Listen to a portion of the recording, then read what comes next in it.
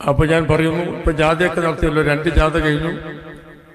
അയാളെ ജാതി മോശമൊന്നല്ല, ഗംഭീര ജാതിയാണ് നടത്തിയത്. നമ്മൾ സമ്മതിക്കണം അല്ലേ? തിരുവനന്തപുരത്തേക്ക് എന്താ ജനക്കൂട്ടം, അസൂയ തോന്നും കണ്ടാൽ.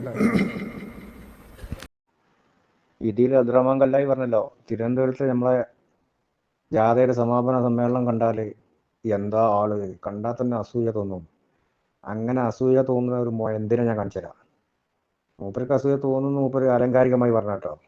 എന്നാൽ യഥാർത്ഥത്തിൽ അസൂയ തോന്നുന്ന ഒരു കാട്ട് കള്ളനെ കണ്ടോളി, പച്ച കള്ളം പറയണ ശൈത്താൻ, ഓനെ ഞങ്ങൾ കണ്ടിത്.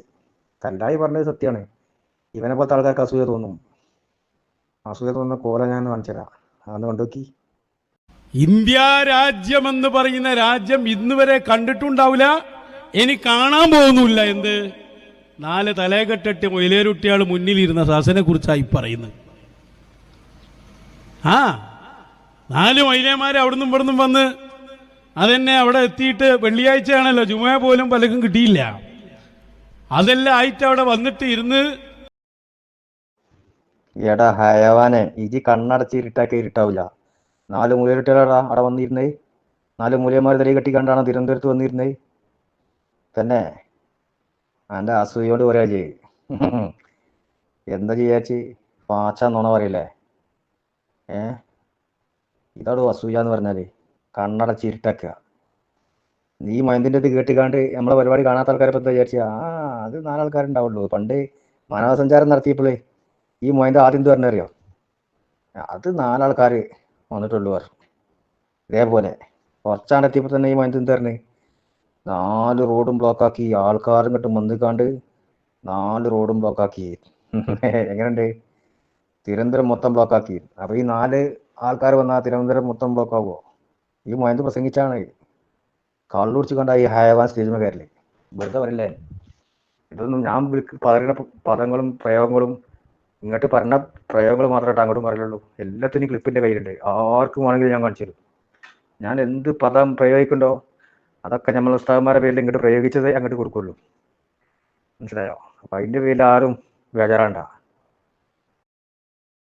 കഴിഞ്ഞ വർഷം ഈ സമയത്തൊക്കെ ഞങ്ങളടുത്ത് ഫോട്ടോ ഉണ്ട്, ഞങ്ങളടുത്ത് വീഡിയോ ഉണ്ട്, ഇപ്പം പൊടും ഒലിച്ചു പോവും, മറ്റതാവും മറിച്ചതാവും എന്നൊക്കെ പറഞ്ഞാണ്ട് ഭീഷണിപ്പെടുത്തലേന്. അത് റമദാൻ്റെ തലേന്ന് തന്നെ നമ്മളെ പൂതിയാണ് കെടുത്തി കൊടുത്ത്. ഇനിയിപ്പോൾ ഇപ്രാവശ്യം നമ്മൾ പറയാം, ഞങ്ങളടുത്ത് വീഡിയോ ഉണ്ട് കേട്ടോ, സ്ക്രീൻഷോട്ട് ഉണ്ട്, സ്ക്രീൻ റെക്കോർഡ് ഉണ്ട്, ഒക്കെ ഉണ്ട്. ഞങ്ങൾ വിടേണ്ട, ഞങ്ങളെ മശായഖന്മാരെ നിർദ്ദേശം കിട്ടിയ ഞങ്ങൾ വിടും കേട്ടോ. നമ്മൾ കുറച്ച് അങ്ങോട്ടൊന്ന് പറഞ്ഞു നോക്കാം. 88 89 എപ്പോഴാണ് നമ്മൾ അബ്ദുറഹ്മാൻ അധ്യക്ഷ പ്രസംഗത്തെ സൂചിപ്പിച്ച 89. ആ 89-ൽ നമ്മൾ 5-6 ആളുകളെ പുറത്താക്കി. അതിലൊന്ന് ബഹുമാനപ്പെട്ട കാന്തപുരം എ പി അബൂബക്കർ മുസ്ലിയാരാണ്. നിർഭാഗ്യമാണ് അയാൾ പുറത്താക്കി. അല്ലെങ്കിൽ ഇപ്പോൾ സമസ്തന്റെ 100ാം വാർഷികം പ്രഖ്യാപിക്കേണ്ടത് അയാളായിരിക്കും. അത്ര സീനിയോറിറ്റിയുള്ള, അത്ര കഴിവുള്ള ആളാണ്. അത്ര സീനിയോറിറ്റി സമസ്തയിൽ പാരമ്പര്യവും അത്രമാത്രം കഴിവും. ഇന്ന് സമസ്തയെ ഒന്നിച്ച് നയിക്കാൻ മാത്രം കഴിവുള്ള ആളാണ്. കഴിയെങ്കിൽ അയാൾ ഇതിനെ യോജിപ്പിക്കാൻ വേണ്ടത് ഈ സമയത്ത്. ശൈഖുനാ ശംസുൽ ആഗ്രഹിച്ചിരുന്നല്ലോ യോജിപ്പിക്കും. ഷംസുൽ ആഗ്രഹിച്ചിരുന്നു. ഞാൻ ചന്ദ്രികയിൽ എഴുതിയിട്ടില്ലേ, ശൈഖുനാന്റെ വഫാത്തിന് ശേഷം കാന്തപുരത്തിൻ്റെ പുസ്തകത്തിലുണ്ട്, കാന്തപുരം എഴുതിയിട്ടുണ്ട്. ശൈഖുന അവസാന കാലത്ത് ഐക്യം ആഗ്രഹിച്ചിരുന്നു എന്ന് എന്നോട് പറഞ്ഞിട്ടുണ്ട്.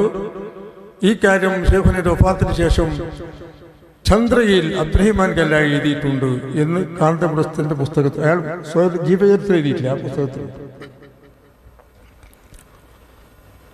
അപ്പോൾ ഞാൻ പറയുന്നു, ഇപ്പം ജാതിയൊക്കെ നടത്തിയല്ലോ, 2 ജാഥ കഴിഞ്ഞു. അയാളെ ജാതി മോശമൊന്നല്ല, ഗംഭീര ജാതിയാണ് നടത്തിയത്. നമ്മൾ സമ്മതിക്കണം അല്ലേ? തിരുവനന്തപുരത്തേക്ക് എന്താ ജനക്കൂട്ടം, അസൂയ തോന്നും കണ്ടാൽ. അപ്പോൾ ഞാൻ പറയുന്നത്,